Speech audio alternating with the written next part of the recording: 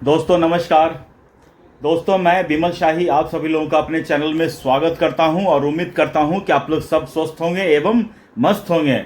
सभी राष्ट्रवादियों और सनातनियों से ये निवेदन रहेगा कि आप लोग मेरे चैनल को सब्सक्राइब कर लीजिए और वीडियो को लाइक एवं शेयर भी कीजिए।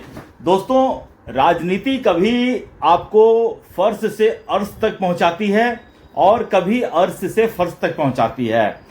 कुछ ऐसा ही हाल ममता बनर्जी का देखने को मिल रहा है अभी।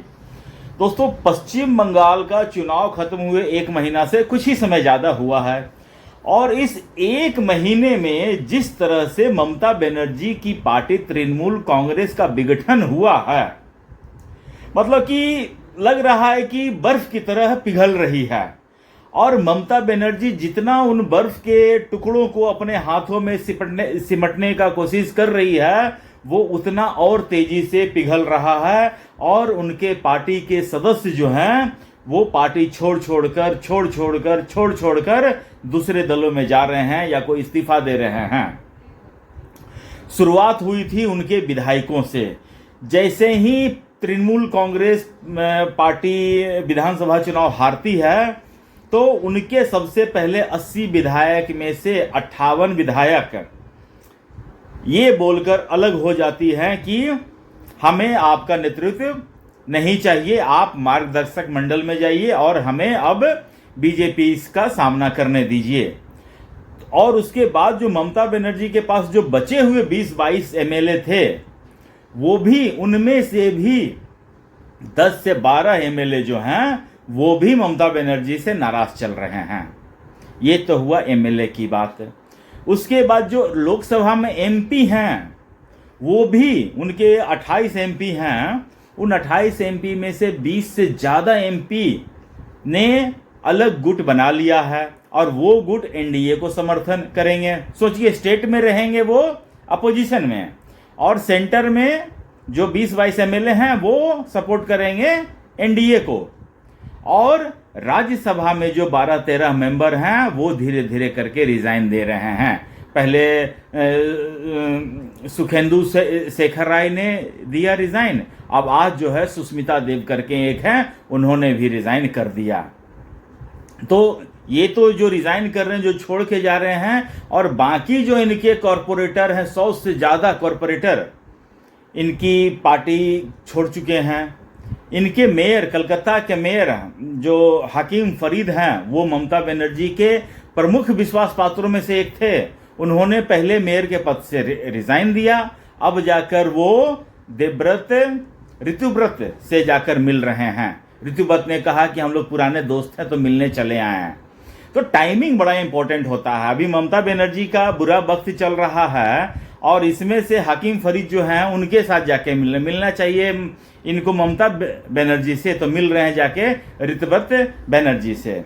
खैर, और जो बाकी लोग जो हैं, नेता हैं, स्थानीय लेवल के नेता हैं, वो फरार चल रहे हैं, गिरफ्तार हो रहे हैं या तो फिर पब्लिक से पिट रहे हैं। इतनी बुरी दुर्गति जो है ममता बनर्जी और टीएमसी की हो रखी है। इन सब परिस्थितियों के बावजूद ममता बनर्जी जो है इंडी अलायंस की मीटिंग के लिए दिल्ली जाती है और वो ये कोशिश कर रही है कि इंडी अलायंस को जोड़ कर रखा जाए, एकजुट करके रखा जाए। सोचिए, अपने घर में एमएलए एमपी को आप एकजुट करके रख नहीं पा रही हैं, तानाशाह का आरोप लग रहा है आप पे, और आप चाह रही हैं कि पूरे देश के इंडी अलायंस के नेताओं को आप जोड़ कर रखेंगे। वाह रे ममता दीदी।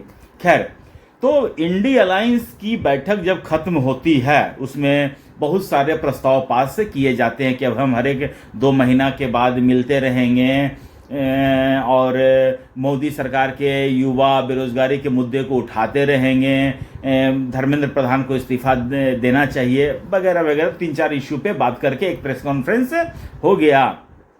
ये ठीक वैसे ही है जैसे कॉलेज आखिरी दिन के समय कॉलेज वाले सब लोग वादा करते हैं ना कि हम लोग सब मिलते रहेंगे, जुलते रहेंगे, मेल लिखेंगे, फीमेल लिखेंगे, फलाना ढिमकाला, ये सब होते रहता। तो ऐसे ही कुछ हुआ है।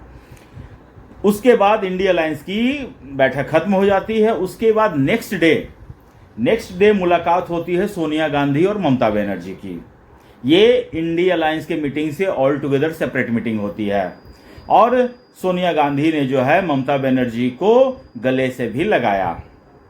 दोस्तों, ममता बनर्जी जो है पहले कांग्रेस की ही पार्ट थी। 98 में उन्होंने अपनी अलग पार्टी बनाई, तृणमूल कांग्रेस।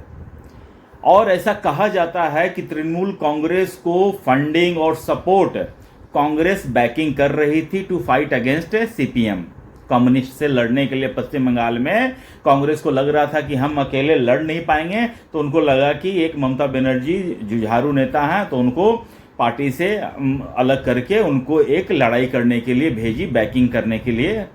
और 2011 में फाइनली लंबे अंतराल के बाद, करीब 12-13 साल के संघर्षों के बाद, ममता बनर्जी ने पश्चिम बंगाल से कम्युनिस्टों को उखाड़ फेंका और 2011 में सत्ता पर काबिज हो जाती हैं, पश्चिम बंगाल की मुख्यमंत्री बन जाती हैं। और इसमें बहुत बड़ा सहयोग फंडिंग से लेके और लोकल लेवल पर सपोर्ट तक के लिए ममता बनर्जी को कांग्रेस से बैकिंग मिली हुई होती है।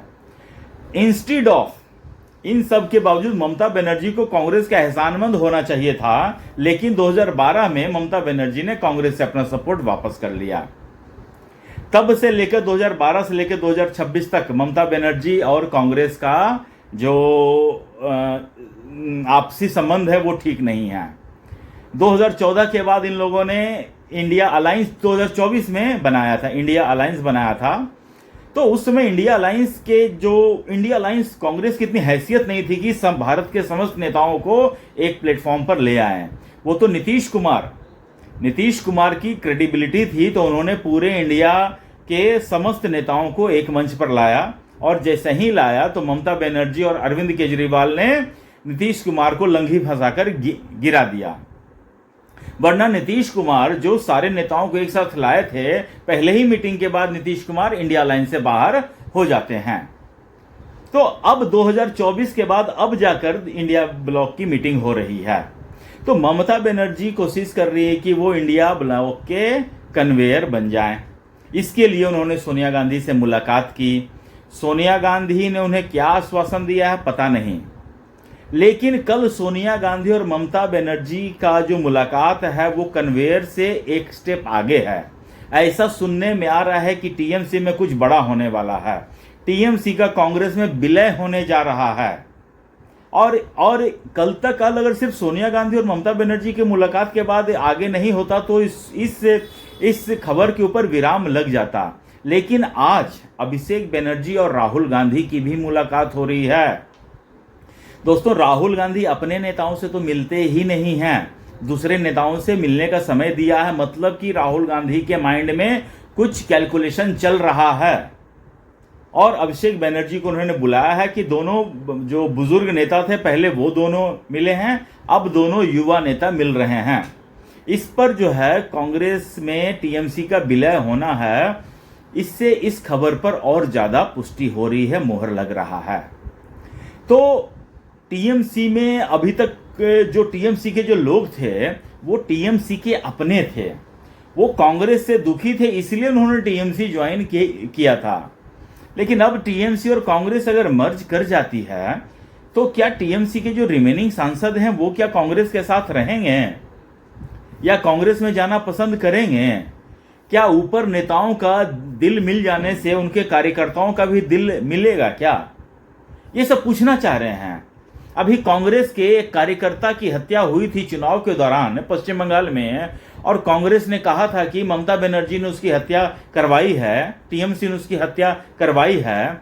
क्या उसके परिवार वाले मिल जाएंगे, इस मिलन को एक्सेप्ट करेंगे? मेरा सवाल है कुछ।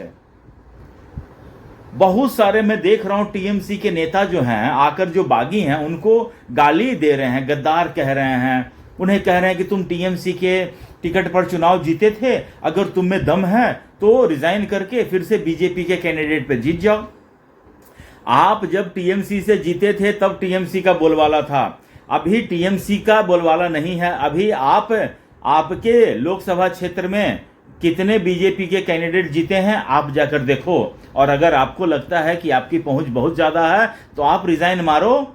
मैं महुआ मोइत्रा, कीर्ति आजाद, इन दोनों से कह रहा हूं कि आज आप रिजाइन मारो, इलेक्शन करवा के देखो और देखो कि आप जीत कर आ पाते हो कि नहीं।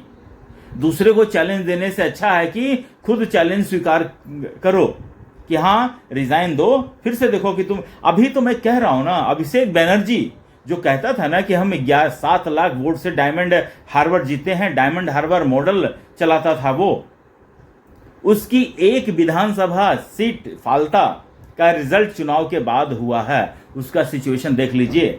मैं तो कर रहा हूं अभिषेक बनर्जी जो 7 लाख से जीता था ना, वो रिजाइन करके फिर से चुनाव लड़के देख ले। जहांगीर खान की तरफ भागना पड़ेगा अभिषेक बनर्जी। अच्छा, अब अगर कांग्रेस ये सोच रही है कि हम टीएमसी को कांग्रेस में मर्ज करा लेंगे, तो एक बात सोचिए कि what value addition TMC will bring to Congress. कुछ वैल्यू एडिशन ला पाएगी? मुझे तो नहीं लगता है।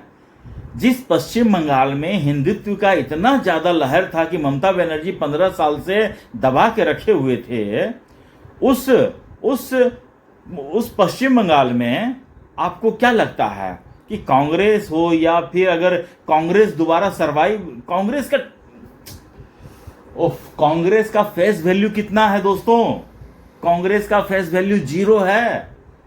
अगर ममता बनर्जी रहे, अलग पार्टी में रहे और कुछ सीटें जीत भी सकती हैं, लेकिन अगर वो मर्ज कर लेती हैं कांग्रेस में और फिर कांग्रेस का प्रचार करने राहुल गांधी जाएंगे, तो it's open ground for BJP. मुझे समझ में नहीं आ रहा है कांग्रेस का स्टाइल क्या है। ममता बनर्जी को अपनी पार्टी में तब लाना था जब उनके पास कुछ वैल्यू थे। अभी तो ममता बनर्जी के खुद का वैल्यू नहीं है। उनके विधायक पिट रहे हैं, सांसद पिट रहे हैं, अंडे फेंके जा रहे हैं, छोड़ के जा रहे हैं, और आप ऐसे 0 को अपने में ऐड करना चाह रहे हैं। तो 0, अगर आप 0 को ऐड करेंगे तो आप तो पहले से ही 0 हो। एक और 0 ऐड कर लो, 2 0 हो जाएंगे, कोई फर्क नहीं पड़ेगा। और ऐसा नहीं कि ममता बनर्जी पूरे पैन इंडिया की नेता हो, पश्चिम बंगाल से बाहर उन्हें कोई जानता भी नहीं है। आपने देखा ममता बनर्जी पश्चिम बंगाल को छोड़कर तृणमूल कांग्रेस के लिए असम में चुनाव प्रचार करने कभी गई हो, जबकि तृणमूल कांग्रेस के कैंडिडेट वहां थे। जो भी वोट लाए हैं, जीते हारे हैं, वो सब नेताओं की अपनी वोट है। ममता बनर्जी का कोई योगदान नहीं है। आपको क्या लगता है कि बिहार में अगर कल को चुनाव हो तो ममता बनर्जी आकर अगर वोट मांगेंगी तो कितने लोग उनके चेहरे पर वोट देंगे? यूपी में कितने लोग ममता बनर्जी के चेहरे पर वोट देंगे? मुझे तो नहीं लगता है एक भी।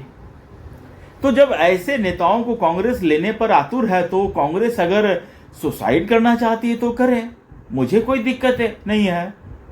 मुझे बस इतना ही दिक्कत है कि एक स्ट्रांग अपोजिशन होना चाहिए, लेकिन ये लोग एक स्ट्रांग अपोजिशन भी दे नहीं पा रहे हैं। सबसे बड़ी दुर्दशा भारत में यही है अभी दोस्तों आप मुझे कमेंट करके बताइए कि आपको क्या लगता है कि तृणमूल कांग्रेस कुछ वैल्यू एडिशन कर पाएगी कांग्रेस में? कमेंट करके बताइए और अपना ख्याल रखिए, स्वस्थ रहिए, मस्त रहिए। नमस्कार, बाय।